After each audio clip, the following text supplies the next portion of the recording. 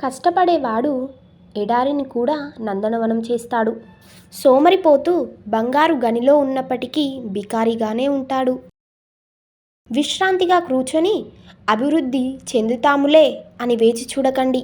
వెంటనే లేచి పని ప్రారంభించండి. మీరు చేసే పనిలో నిజాయితీ, మాట్లాడే మాటలో నిజం ఉన్నప్పుడు ఎదుటివారు ఎంత పెద్దవాళ్ళైనా భయపడాల్సిన అవసరం లేదు. 10 మంది 10 రకాలుగా చెప్తారు. అవన్నీ పట్టించుకొని ప్రశాంతతను కోల్పోవద్దు. నీ అంతరాత్మ చెప్పింది చెయ్యి. ఎందుకంటే అది నిన్ను ఎప్పుడూ మోసం చేయదు.